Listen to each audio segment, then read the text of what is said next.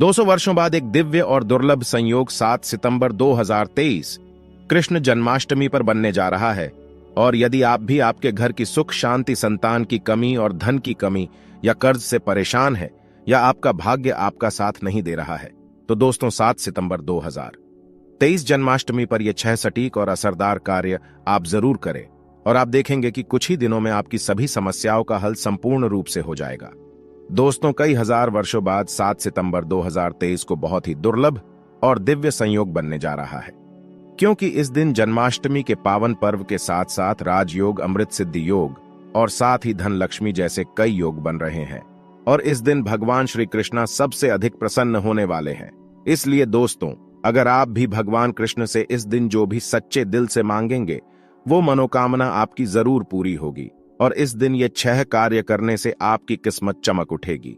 आखिर कौन से है वह कार्य जो आपको सभी कष्टों से मुक्त कर देंगे? आज की इस वीडियो में हम आपको विस्तार से बताएंगे। इसलिए दोस्तों, वीडियो को आखिर तक जरूर देखें।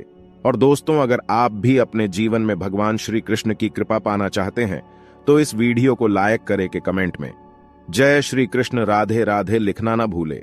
दोस्तों, भगवान कृष्ण का जन्म भाद्रपद माह की कृष्ण पक्ष की अष्टमी तिथि को हुआ था।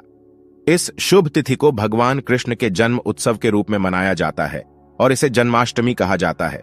जन्माष्टमी भारत के हर कोने में बड़े उत्सव के साथ मनाते हैं। इस पर्व को विदेशों में रहने वाले नागरिक भी बड़ी धूमधाम के साथ मनाते हैं। दोस्तों, मान्यता है कि इस दिन पूरे श्रद्धा भाव से पूजा, व्रत आदि करने से भगवान सबकी मनोकामनाएं पूरी करते हैं।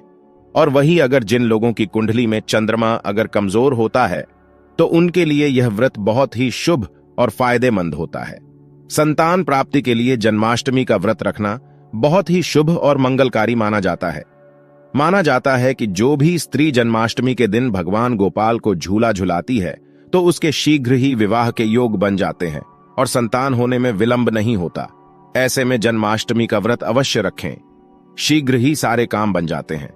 दोस्तों, जन्माष्टमी की पूजा मध्यरात्रि में की जाती है। इसलिए इस साल भगवान श्री कृष्ण का जन्म उत्सव 6 सितंबर 2023 बुधवार को मनाया जाएगा। इस दिन भगवान श्री कृष्ण का 5250वां जन्म उत्सव मनाया जाएगा। दोस्तों, जन्माष्टमी 2023 पूजा का शुभ मुहूर्त 6 सितंबर 2023 दिन बुधवार को रात 11:57 से 12:42 के बीच जन्माष्टमी की पूजा की जाएगी। आपको बता दें, कान्हा का जन्म रोहिणी नक्षत्र में मध्य रात्रि में हुआ था। 6 सितंबर को रोहिणी नक्षत्र की शुरुआत सुबह 9:20 से हो रही है। अगले दिन 7 सितंबर को सुबह 10:25 पर इसका समापन हो जाएगा। वही जन्माष्टमी व्रत का पारण 7 सितंबर को सुबह 6:02 या शाम 4:14 के बाद किया जा सकेगा। दोस्तों, वही ग्रस्त और वैष्णव संप्रदाय के लिए जन्माष्टमी की तिथि आपको बता दें। ग्रस्त और वैष्णव संप्रदाय के लोग अलग अलग दिन कृष्ण जन्माष्टमी मनाते हैं। ऐसे में 6 सितंबर 2023 को ग्रस्त जीवन वाले लोग और 7 सितंबर 2023 को वैष्णव संप्रदाय के लोग कान्हा का जन्म उत्सव मना सकते हैं। दोस्तों, जन्माष्टमी व्रत से पहले रात को हल्का भोजन करना चाहिए और अगले दिन पूर्ण रूप से ब्रह्मचारी का पालन करना चाहिए। उपवास के दिन ब्रह्म मुहूर्त में उठकर स्नान आदि से स्वच्छ होकर साफ वस्त्र पहनने चाहिए। उसके पश्चात भगवान कृष्ण का ध्यान करते हुए व्रत का संकल्प लेना चाहिए। इसके पश्चात भगवान कृष्ण को माखन, मिश्री और नारियल से बनी मिठाइयों का भोग लगाएं। दोस्तों, रात 12 बजे भगवान गोपाल का जन्म होगा। इसके बाद उनका पंचामृत से अभिषेक करें, उनको नए वस्त्र पहनाएं और उनका अच्छे से श्रृंगार करें। भगवान का चंदन से तिलक करें और उनके भोग में तुलसी का पत्ता अवश्य मिलाएं।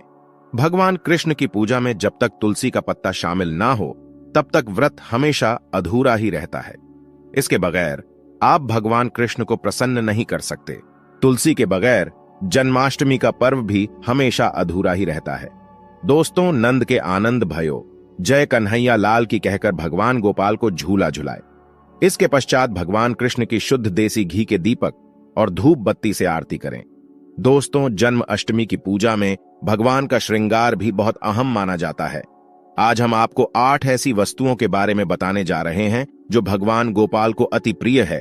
अगर आप भी भगवान कृष्ण की असीम कृपा प्राप्त करना चाहते हैं तथा माता लक्ष्मी की कृपा प्राप्त करना चाहते हैं, अपनी मनोकामना को पूर्ण करना चाहते हैं तो जन्माष्टमी आने से पहले ही इन वस्तुओं को अपने घर पर अवश्य लेकर आएं। अगर आप इन सभी वस्तुओं को घर में नहीं ला सकते हैं तो कम से कम आप इनमें से कोई भी एक वस्तु घर में अवश्य लेकर आएं और भगवान श्री कृष्ण को यह वस्तु अवश्य अर्पित करें। दोस्तों, नंबर 1 भगवान गोपाल की अति प्रिय वस्तु है मोर पंख। कहा जाता है कि राधा रानी के महल में बहुत मोर हुआ करते थे। जब वो भगवान श्री कृष्ण की बांसुरी की धुन पर नृत्य करते थे तो उनके साथ में मोर भी नाचा करते थे। एक दिन किसी मोर का पंख जमीन पर गिर गया, जिसे तुरंत उठाकर भगवान श्री कृष्ण ने अपने मस्तक पर सजा लिया। भगवान कृष्ण के मस्तक पर सजा मोर पंख राधा रानी के प्रेम की निशानी मानी जाती है। इसीलिए भगवान गोपाल के जन्म उत्सव की पूजा में मोर पंखों से उनकी हवा किए जाने का चलन है। इसीलिए जन्माष्टमी पर मोर पंख घर में अवश्य लाना चाहिए। दोस्तों, एक अन्य कथा के अनुसार देवी राधा हर दिन मोरकुटी मंदिर के पास मोरों को दाना देने जाती थी। एक बार जब देवी राधा वहां पहुंची तो वहां पर एक भी मोर नहीं था। राधा रानी उदास हो गई। कान्हा ने देवी राधा को प्रसन्न करने के लिए स्वयं मोर रूप धारण कर लिया और वहां पहुंच गए। राधा रानी कान्हा का यह रूप देखकर बहुत प्रसन्न हुई। दोस्तों, मोरकुटी मंदिर में मोर रूप में आज भी राधा कृष्ण की पूजा होती है। इसीलिए भगवान श्री कृष्ण को प्रसन्न करने के लिए जन्म अष्टमी के पूजन में मोर पंख अवश्य ही शामिल करना चाहिए। हिंदू मान्यताओं के अनुसार घर में मोर पंख का प्रयोग करने से अमंगल टल जाता है। विशेष रूप से कहा जाता है कि मोर पंख से बुरी आत्माएं पास नहीं आती। मोर पंख को भगवान गोपाल ने अपने मुख पर स्थान दिया तथा सम्मान दिया। वास्तु के अनुसार मोर पंख घर से अनेक प्रकार के वास्तु दोष को दूर करता है और मोर पंख सकारात्मक ऊर्जा को अपनी ओर खींचता है। मोर पंख मोर के बाजू से अलग होने के बाद भी जीवित रहता है, तभी तो इसका सकारात्मक असर अपना काम तेजी से करता है। दोस्तों, दूसरी चीज है बांसुरी। भगवान राम की पहचान धनुष है, तो भगवान गोपाल की बंसी, भगवान गोपाल की मधुर बांसुरी की धुन सुनकर गोपियों उनकी ओर खींची चली आती थी। भगवान गोपाल की बंसी प्रेम और आनंद का प्रतीक है। बाल कृष्ण गोपियों के साथ बंसी बजाकर रास रचते थे और सृष्टि में प्रेम का संचार करते थे। दोस्तों, जन्माष्टमी के दिन भगवान श्री कृष्ण के श्रृंगार की सामग्री में बांसुरी को शामिल करने से गृहस्थी में प्रेम और आनंद आता है। भगवान कृष्ण को बांसुरी अर्पित करने के साथ ही आप अपने घर में बांसुरी को अवश्य ही लाएं। दोस्तों, माना जाता है कि जहां कहीं भी वास्तु दोष हो वहां बांसुरी लगाने से वास्तु दोष दूर हो जाता है। लेकिन ध्यान देना जरूरी है कि बांसुरी कभी भी सीधी नहीं लगानी चाहिए, बल्कि इसे हमेशा तिरछा लगाने से लाभ मिलता है। साथ ही बांसुरी का मुंह हमेशा नीचे रहना चाहिए। इसके अलावा दाम्पत्य जीवन में तनाव या फिर कलहपूर्ण वातावरण रहता हो तो सिरहाने में बांसुरी रखकर सोने से बहुत अधिक लाभ मिलता है। दोस्तों, तीसरी चीज है मोर मुकुट। ज्योतिष गणना के अनुसार ऐसा माना जाता है कि भगवान कृष्ण की कुंडली में काल सर्प योग था। इसीलिए वे सदैव अपने मुकुट पर मोर का पंख हमेशा धारण करते थे। मोर और सर्प में भीषण शत्रुता होती है, इसीलिए मस्तक पर मोर मुकुट धारण करने से काल सर्प दोष का योग कम होता था। भगवान की पूजा में उन्हें मोर मुकुट पहनाने से काल सर्प दोष का प्रभाव दूर हो जाता है। दोस्तों, चौथी चीज है माखन मिश्री। नंद के लाल गोपाल को माखन अति प्रिय है। कहते हैं जिस रात गोपाल का जन्म हुआ उस रात नंदगांव की गोपियों ने सपने में देखा था कि गोपाल माखन मांग रहे हैं। नंदलाल को माखन इतना प्रिय था कि वे बचपन में गोपियों की मटकी से माखन चुराकर तथा मटकियां तोड़कर माखन खा लिया करते थे, जिसकी वजह से इनका एक नाम माखन चोर भी है। दोस्तों, भगवान के भोग में माखन मिश्री को अवश्य ही शामिल करना चाहिए। प्रेम पूर्वक भगवान गोपाल को माखन मिश्री का भोग लगाने से आरोग्य की प्राप्ति होती है, धन सुख समृद्धि की प्राप्ति होती है, धन लक्ष्मी आपके घर में धन की वर्षा करती है। भगवान गोपाल को माखन मिश्री अर्पित करने से वे शीघ्र ही आपकी सभी इच्छाएं पूर्ण करते हैं। दोस्तों, पांचवी चीज है झूला या फिर पालना। भक्ति भाव के भूखे बाल गोपाल को जन्माष्टमी पर झूला झुलाने की परंपरा चली आ रही है। यह ठीक उसी प्रकार से है जैसे बच्चे के जन्म के बाद उसे पालने में झुलाने से आनंद की प्राप्ति होती है। उसी प्रकार भक्तजन अपने प्रभु के बाल स्वरूप को पालने में झुलाकर भक्ति के परम सुख को प्राप्त करते हैं। दोस्तों, भगवान को झूला या पालना भेंट करने से प्रेम और आनंद की प्राप्ति होती है और एक नारी को भगवान गोपाल की तरह ही एक सुंदर पुत्र की प्राप्ति होती है, जो कि ऐसा बालक भगवान गोपाल की तरह ही मनमोहक होता है, सुंदर होता है, आकर्षण से भरा होता है। दोस्तों, छठी चीज है पीले वस्त्र। जन्मोत्सव के वक्त भगवान के बाल स्वरूप को पंचामृत से स्नान कराने के पश्चात पीले रंग के नए वस्त्र पहनाए जाते हैं। अगर आप भी इस बार जन्माष्टमी का पर्व मनाने वाले हैं तो आप पूजा की सामग्री में पीले रंग के वस्त्रों को अवश्य ही शामिल करें। पीली चीजें अवश्य शामिल करें। भगवान को पीतांबर वस्त्र अति प्रिय है। यह प्रेम और बैरागी के प्रतीक है। दोस्तों, 7वीं चीज है गौ। भगवान गोपाल का निवास। गौ लोक माना जाता है। गाय भगवान सहचर है। भगवान गोपाल के साथ पूजा में बछड़े के साथ ही गाय की पूजा करना सुख समृद्धिदायक माना जाता है। पुराणों में गाय को धन का प्रतीक माना गया है। भगवान धन रूपी गौ की रक्षा करते हैं।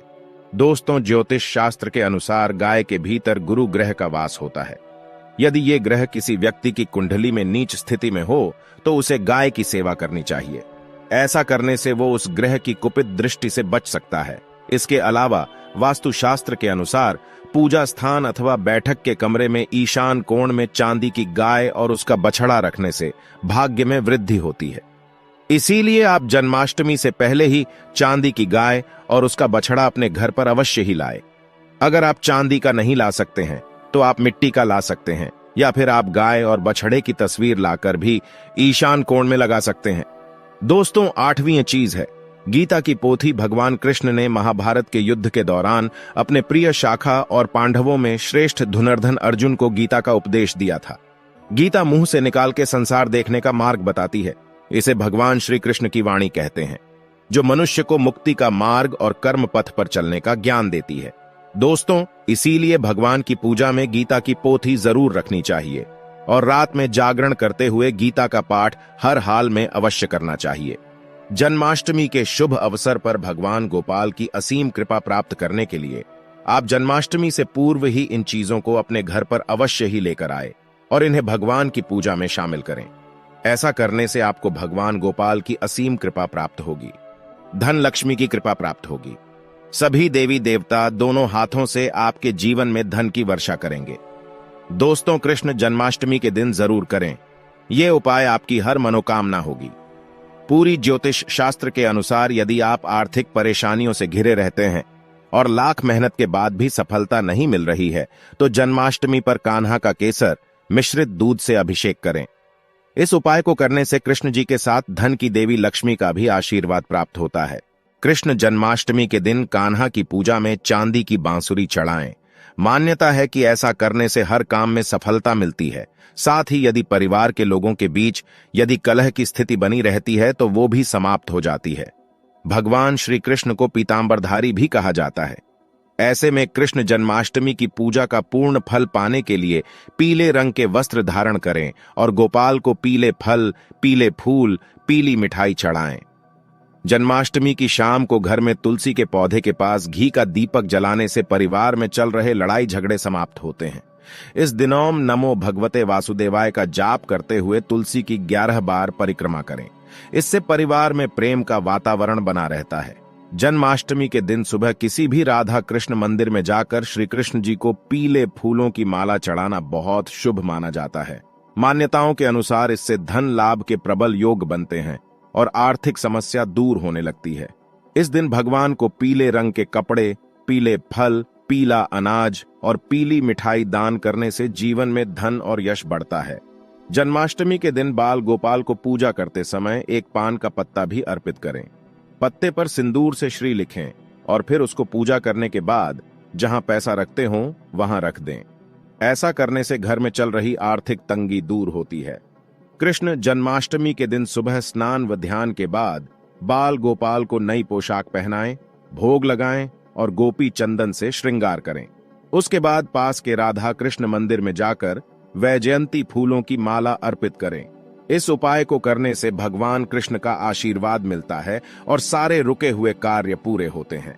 जन्माष्टमी के दिन गाय और उसके बछड़े की सेवा करनी चाहिए। इस दिन गाय और उसके बछड़े की मूर्ति लाएं और बाल गोपाल की मूर्ति के पास रखकर उसकी भी पूजा करें। ऐसा करने से भगवान कृष्ण की कृपा से संतान संबंधी शुभ समाचार सुनने को मिलता है। कृष्ण जन्माष्टमी तिथि पर दान करने का भी विधान है। अगर आप भी बांके बिहारी लाल का आशीर्वाद पाना चाहते हैं तो कृष्ण जन्माष्टमी पर राशि अनुसार इन चीजों का दान करें। आइए जानते हैं। मेष राशि के जातक बाल गोपाल के जन्म दिवस पर गेहूं और गुड़ का दान करें। इस उपाय को करने से जीवन में व्याप्त सभी दुख और संकट दूर हो जाते हैं। वृषभ राशि के जातक श्री कृष्ण जन्माष्टमी पर माखन, मिश्री और चीनी का दान करें। इस उपाय को करने से वैवाहिक जीवन खुशहाल रहता है। मिथुन राशि के जातक भगवान कृष्ण की कृपा पाने के लिए जन्माष्टमी पर अन्न का दान करें। कर्क राशि के जातक भगवान मधुसूदन के अवतरण दिवस पर दूध, दही, चावल और मिठाई का दान करें।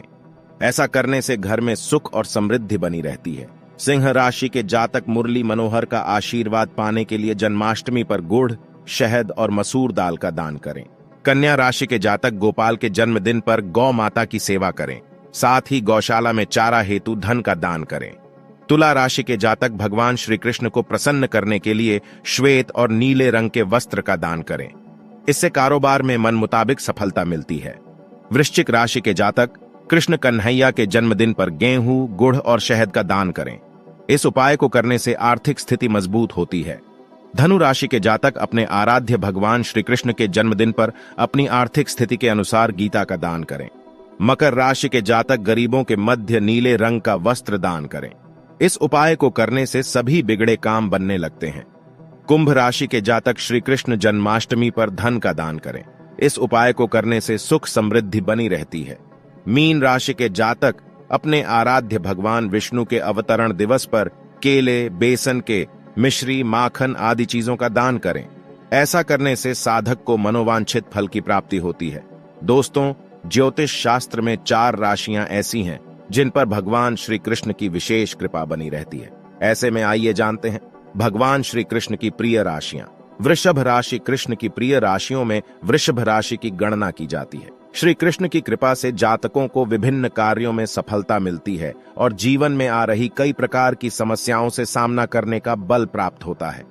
इस राशि के जातकों को जन्माष्टमी के दिन श्री कृष्ण की विशेष उपासना जरूर करनी चाहिए। कर्क राशि ज्योतिष शास्त्र के अनुसार कर्क राशि के जातकों पर भगवान श्री कृष्ण की कृपा सदैव बनी रहती है। मान्यता है कि जो जातक नियमित रूप से भगवान श्री कृष्ण की उपासना करते हैं उन्हें सभी कार्यों में सफलता प्राप्त होती है। साथ ही जीवन में आ रही सभी समस्याएं दूर हो जाती हैं।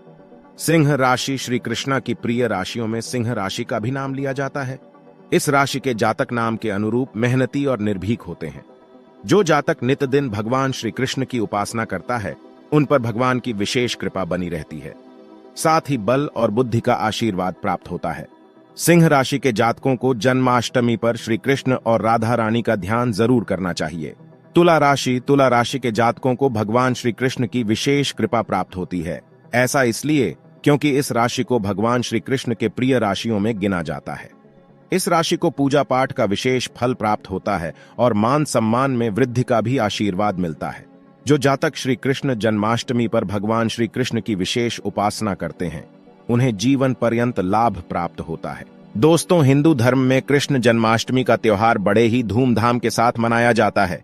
इस वर्ष कृष्ण जन्माष्टमी के त्योहार पर ध्रुव और वृद्धि योग बन रहे हैं। ऐसा माना जाता है कि इन योगों में जन्माष्टमी का व्रत रखने और विधि विधान से भगवान कृष्ण की पूजा करने से कष्टों से मुक्ति मिलती है और मनचाहा वरदान प्राप्त होता है।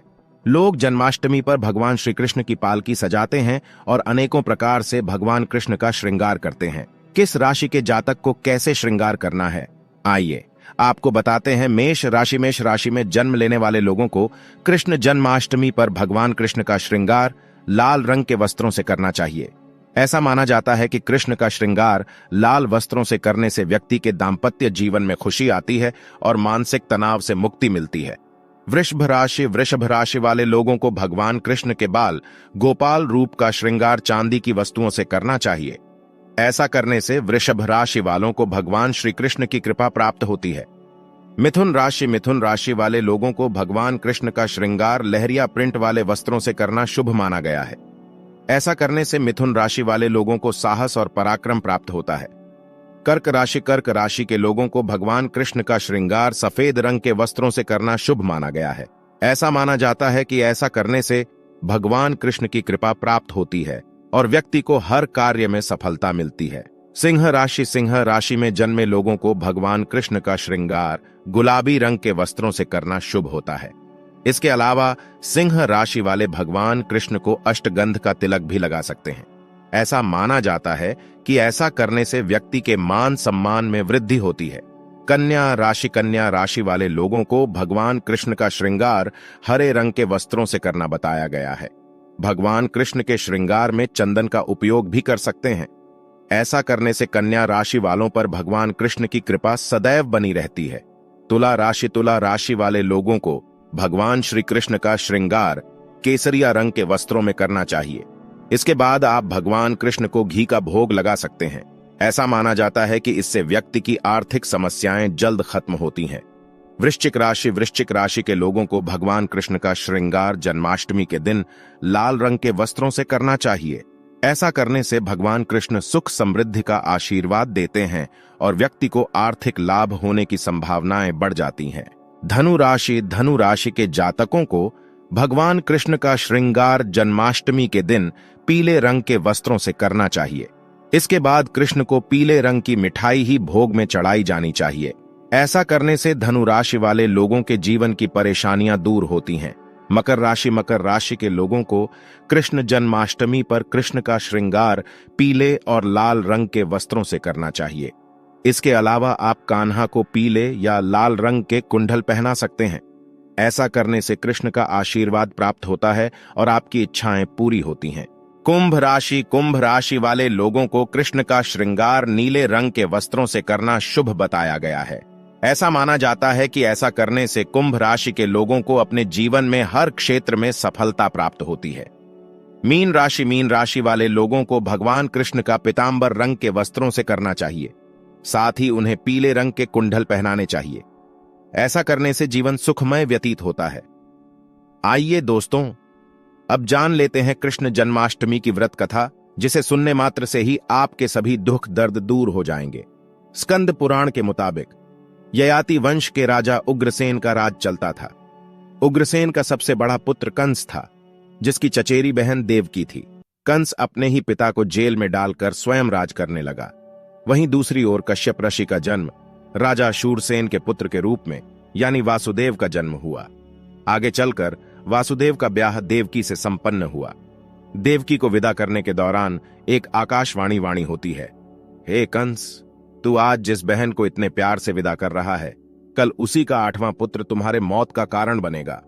ऐसा सुनते ही कंस देवकी को मारने के लिए हावी हो गया, पर सैनिकों और वासुदेव के वचन ने ऐसा होने से बचा लिया।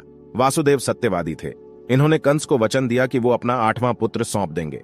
वासुदेव जी की बात मानते हुए कंस ने उन दोनों को बंदी बनाने का निर्णय लिया और उनके पास पहरेदार लगा दिए। इसके बाद कंस ने देवकी के सारे संतानों को मारने का प्रण कर लिया। निश्चय अनुसार देवकी के 7 संतान कंस द्वारा मारे गए। इसके बाद देवकी के 8वें पुत्र का जन्म हुआ। भाद्रपद माह के कृष्ण पक्ष की अष्टमी तिथि को रोहिणी नक्षत्र के दौरान मध्य रात्रि में भगवान श्री कृष्ण का जन्म हुआ था। बालक के जन्म लेते ही जेल की कोठरी प्रकाशमय हो गई। साथ ही एक आकाशवाणी सुनाई दी कि तुम बालक को गोकुल में रह रहे नंद बाबा के यहाँ छोड़ आओ। वहां एक कन्या का जन्म हुआ है, उसे तुम यहां ले आओ। ऐसा सुनते ही वासुदेव की हथकड़ियां खुल गईं।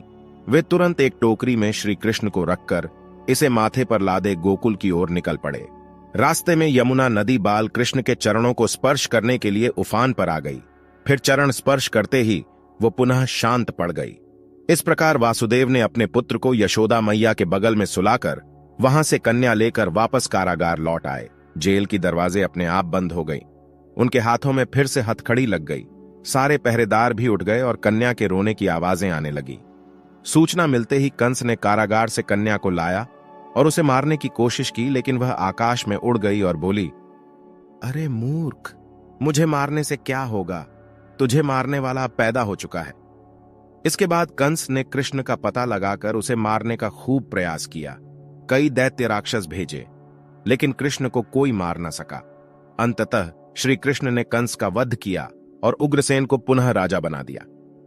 इस प्रकार कृष्ण जन्माष्टमी की व्रत कथा पूरी हुई।